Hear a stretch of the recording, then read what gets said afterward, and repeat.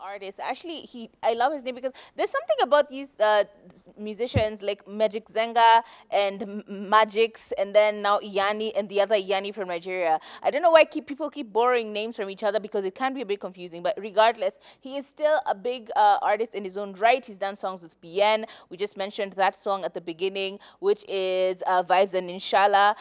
There's also Pombe, and there's also Furaha. These are songs you all know and we've all really, really enjoyed. And he's actually very talented. You can actually see him doing, small videos of him actually strumming on a guitar all on his own. So he's a very talented artist. But this is the thing. He didn't start off on a very solid ground as just an artist with a pure, clean reputation of his work speaking for him. He started out with a group of friends in Eastlands where they were gangster.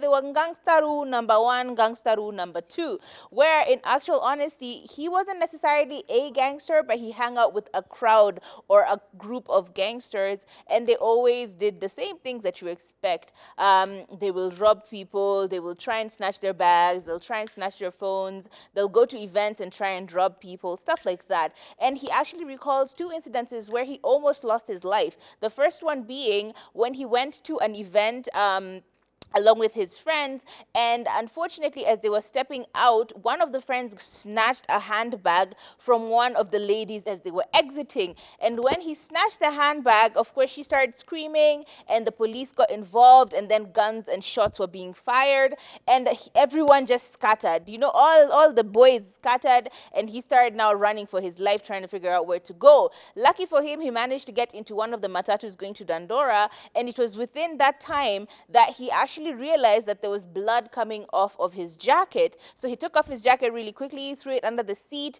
and realized in that state that, oh yeah, he'd actually been shot by one of the stray bullets that the police were firing, trying to catch them and trying to, accost the criminals. In this case, he was part of the criminal gang.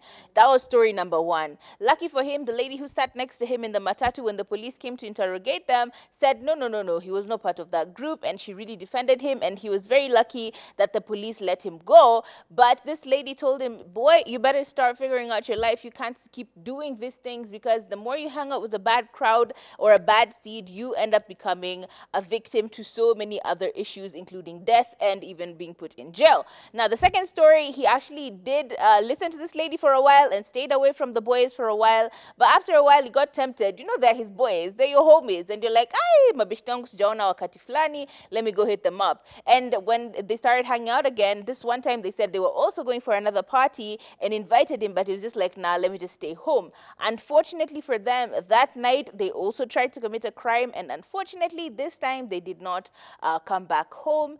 They were all, unfortunately, caught by the police with the stray bullets. And so he could have been part of the group of people who passed on that day through criminal activity. So he says after that, he just decided to reform his life and actually just focus on music. And now look at him being a big boss. What is the moral of the story?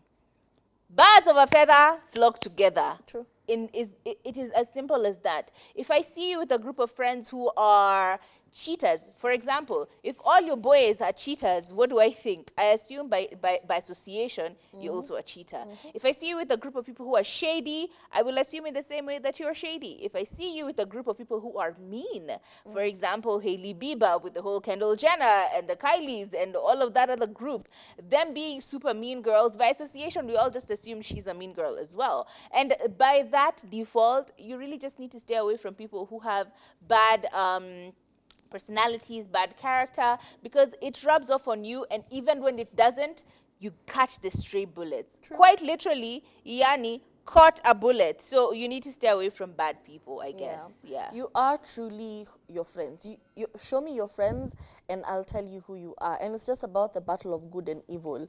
It's very easy for bad people to influence you to do bad things than it is for you to influence them to do good. Yes, unaweza kuwa na the best of intentions. I am a missionary going to the savages in Africa to convert them. You know, you could have gone with the best of intentions, saying, I will go and change my gangster friends to be hallelujah and beating Christians. But will that happen? Nope. Chances are you're going to end up in becoming a gangster like them. So just be careful who you associate yourself with. And